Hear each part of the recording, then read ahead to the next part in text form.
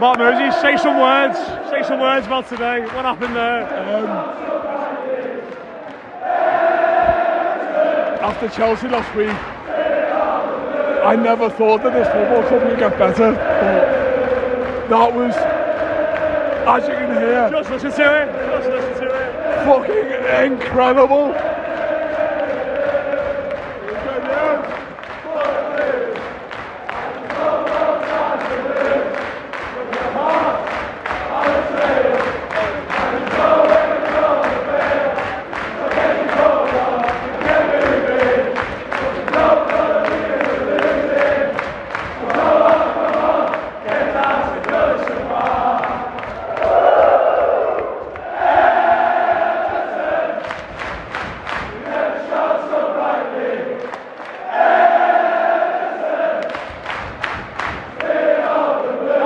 What to say. It's just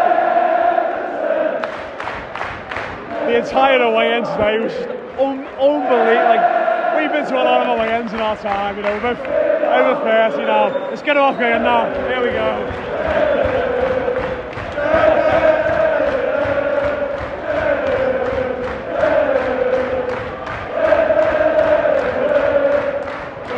I mean, the final whistle was what, 15 minutes ago? I'm still here, it's still going. Just, I don't know what to say, just... this football club is not normal. You know, Alsatian on Goodison Road, 3,000 fans at Leicester, whatever it is, this is not normal.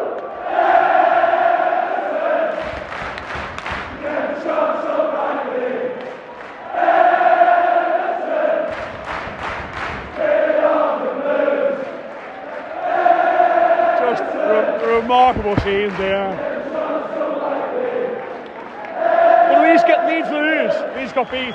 I don't care. I think Leeds got beat.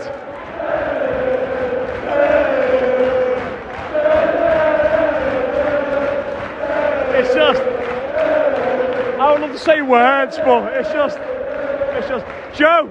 Got Joe Strange, is it with me? Watch me that, mate. What the fuck happened there? Fucking incredible, mate. I think the second half lasted about 3 hours. But we did it, we got over the line. I mean, I've never seen an away end like this, I don't think. It's ridiculous.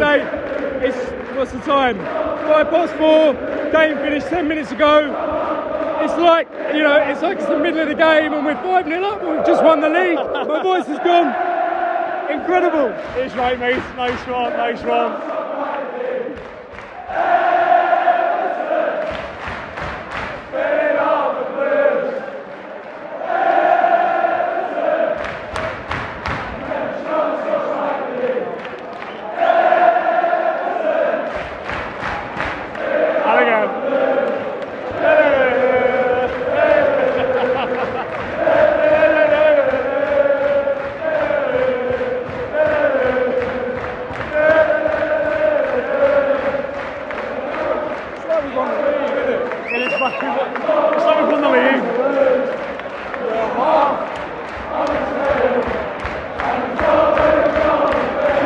Andre Gomes is not warming up on his own here. He's just having a little chill down.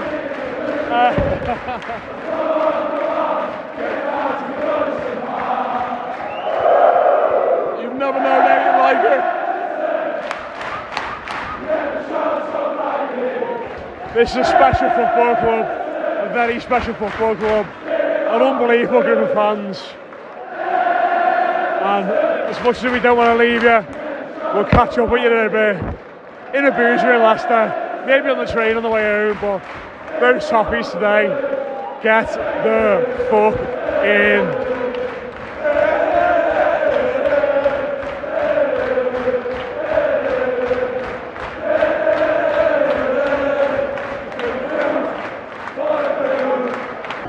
Right, we're outside the ground now. I don't know if anyone's ready to speak here, but it's like we just won a home game. Like everyone around is a blue. Everyone's singing Everton songs. Got Les Roberts. We finally convened after the game, mate.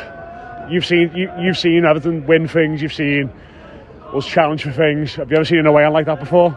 Never. I said after the Chelsea game, I've never seen a final whistle like that where everyone's in the ground and singing. But that then, a good 20 minutes in the ground and we're still singing Everton songs just like on repeat, loop, not stopping. I'm absolutely exhausted. It's really tiring watching Everton these days, in a good way. But it's absolutely exhausting. But that away end and that performance today, it was something special because we got the early goal, we got pegged back in dead weird circumstances. I actually thought we'd scored and I got called offside. Yeah, I thought it was in as well. Yeah, but apparently not. And then to turn it back round and that, like, sit through that 45 minutes there at the end, it was pretty heavy. But that away end, honestly, anyone who was in there or anyone who saw it on telly and listened to it, it was unreal. I have never experienced anything like that ever in my life. You remember that forever, Mose, won't you? Just, you know, me and you, Matt, have been blessed to go and watch Brian Oviedo score a winner at Wembley. Not Wembley, at Old Trafford. Excuse me, at Old Trafford. Everton to win on penalties at Wembley. You know, some unbelievable moments in the history of this football team. This will, we all hope, go down as one of the nonsense, unforgettable seasons of this football team, of being totally forgettable in all of the wrong ways. But that 2 hours of my life will never leave me. That, you know, we've been blessed, in particular in recent weeks, by Chelsea at home, United at home, all of these games that we cherish and think that will be part of our lives forever.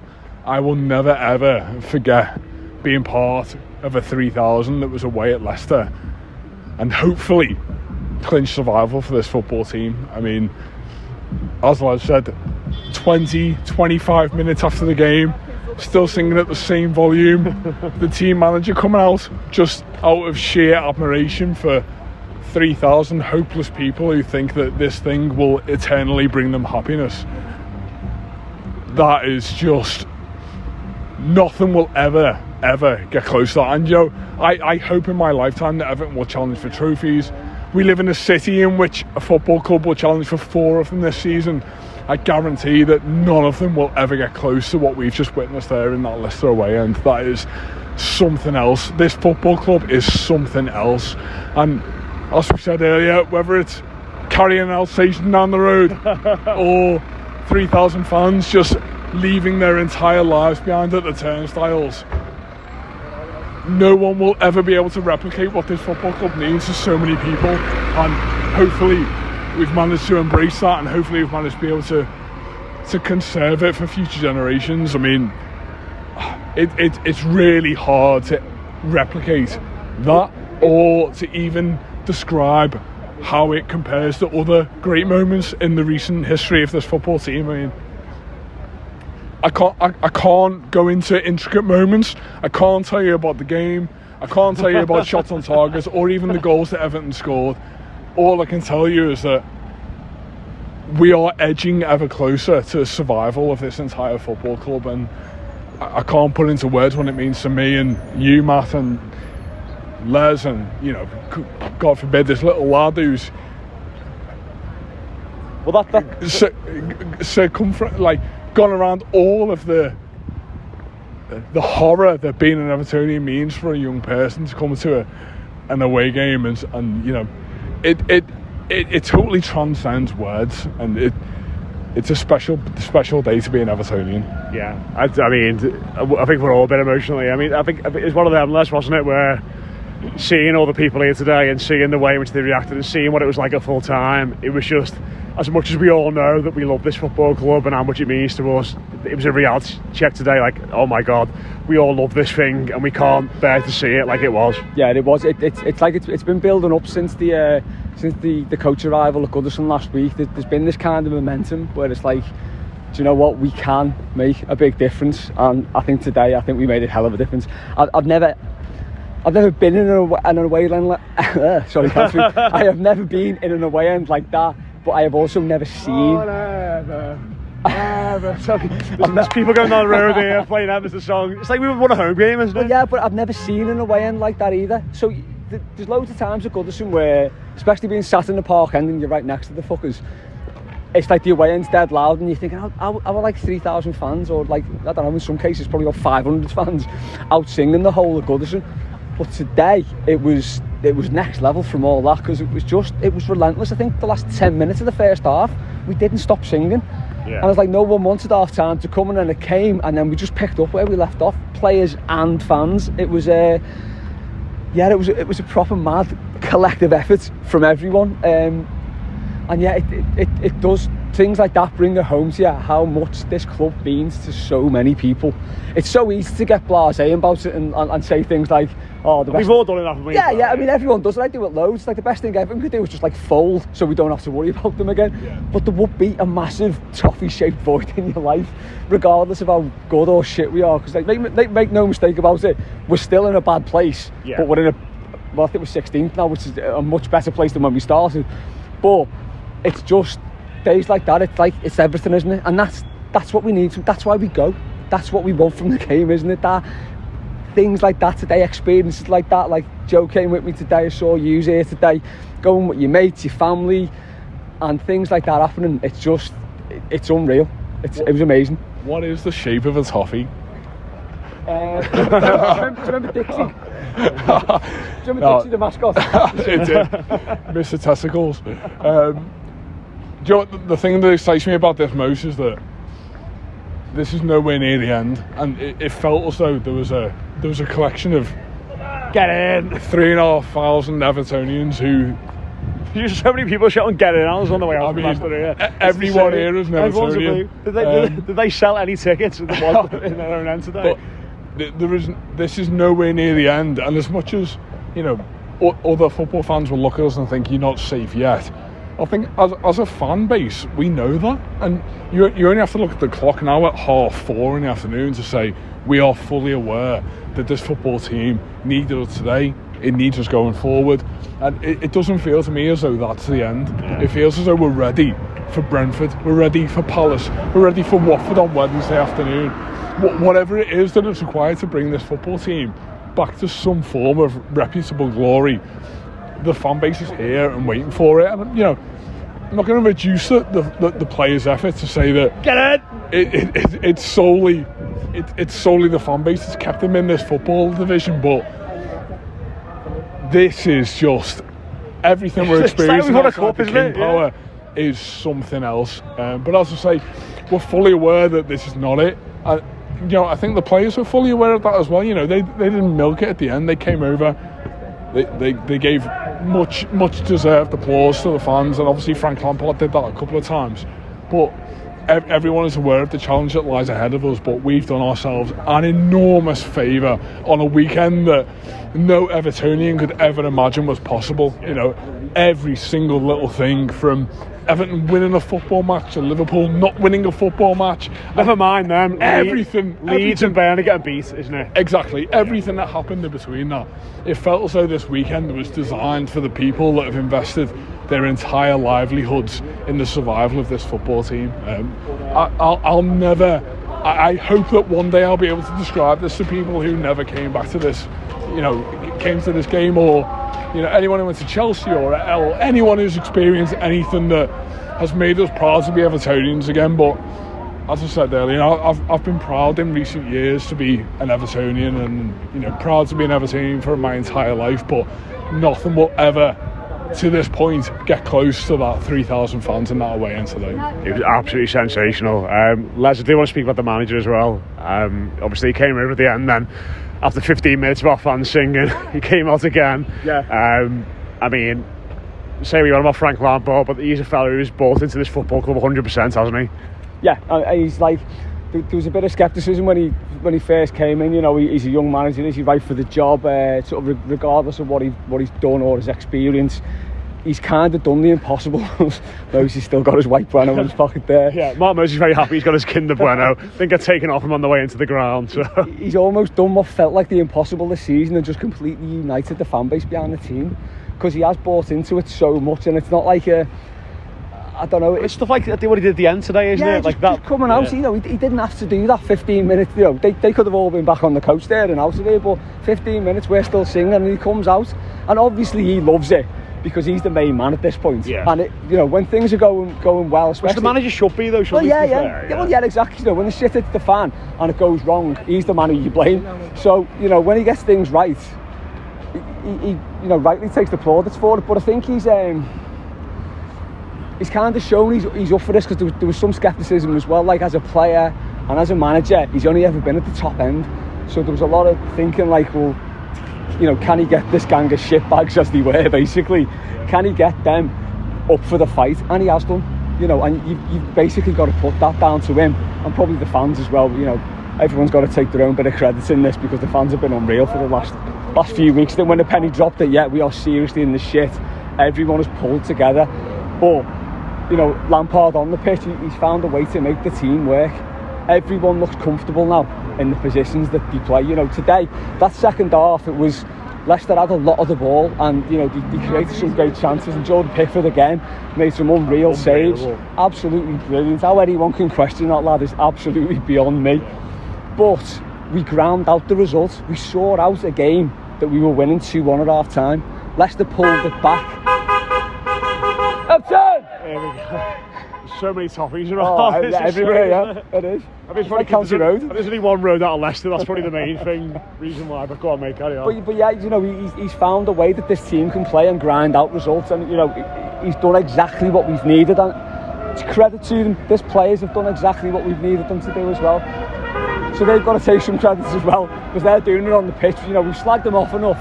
Yeah. You just look back to the clips that've been going around again this week at the crowd at Brentford, who rightly, absolutely slated them for that performance. Today, it's apples and oranges, isn't it, compared to what we saw today? Oh my God, today was the complete polar opposite of whatever that was down there. It was, I can't believe it's in the same season, but it just shows what a good job Lampard's done since he's come in. It may all turn to shit one day again. It probably will. But for now, he's doing a cracking job, and we've got to just enjoy it, haven't we? That was just unbelievable. Yeah, I'm trying to walk and cross the road and record at the same time here, so forgive me a second. Just on Lampard moves, I think it wasn't perfect at the start, but I think the thing I'll say for him 100% is he's learned about this football club, and he's certainly learned about the players that are at his disposal. And you see the way we set up in the last few games, defensive, horrible, nasty, not easy on the eye, but it's getting us results. Yeah, I mean, what was the quote we saw in the weekend, that Ancelotti knew and embraced the City, and Frank Lampard has known and embraced this football club.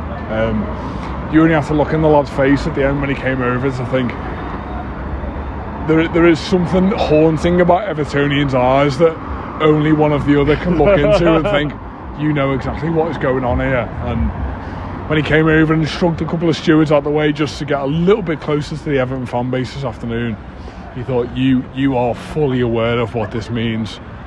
We've seen that ahead of Chelsea. We've seen that ahead of the squad leaving Finch Farm at the weekend. We've seen that today. To see we're in the middle of the country in Leicester, watching hundreds of Evertonians walk through country parks with their hands in the air, singing "Spirit of the Blues." I mean, as you say, I think after Ancelotti, certainly from a managerial point of view and from a technical footballing point of view, we know what we'd lost in that man. What we wanted was someone who had a little bit of that, but was also able to invest in the football club as well. And he's absolutely been able to do that. The sense of belonging in this entire city, not just the football club, is like nothing we've ever seen before. I mean, Les will attest to the fact that he's seen far better Everton teams than we have. Me and you, Matt, have seen far better Everton teams than the one that we currently look at, but I have never known a sense of belonging and a sense of collectivity that we currently have at the moment. And do you know what, it's for all of the wrong reasons. Yeah. We don't want to be fighting at the bottom end of the table, but all of a sudden, from a football team that we have complained endlessly about over recent years as being boring and pointless, there's an objective, there's a means to this football team. And as I say, we don't want this to be the reason why we kick on, but maybe this is. This is the point. Do you feel like now, and hopefully we get out of this and we stay up, things like today and things like what happened against Chelsea with the fans getting, doing the flares and all that sort of stuff. Yeah. that's something now, like, any kind of reservations are surely gone about that, because we've seen how it affects the team and seen how positively it impacts them. Surely that's something we can do more often now if we stay in this league and could, like, try and push forward. I think there's been, I wasn't there in previous times of success for this football club, but I think there's been barriers there in recent times whereby there's been an expectation for Everton to just be good at football, and unfortunately, as much as we've kind of tried to hit that mark, certainly under sort of the David Moyes era, and the mid-table mediocrity that Everton were in the noughties, is that maybe it needed this kind of kickstart nature to it. And I echo the fact that none of us wanted to kind of dice with relegation, and none of us are fully saying that we're out of it at any means, but maybe it just needed that kind of kickstart nature to a football season, to think, well, maybe we've taken for granted what we've had. I'm not saying that we haven't supported the football club, because the fans of this team are ridiculous, whether it's greeting the players at Goodison Park 2 hours before the game with flares or not. It's insane. But it's insane regardless. The fact that we continue to fill this stadium endlessly is a massive testament to the fans that are involved. But the last few weeks have just been something totally different, and as I say, it's just been, we all know that there was a slight free hit nature element to this weekend after the results that happened yesterday. The fact that Leeds got beat by Arsenal today, and we knew that pretty early on.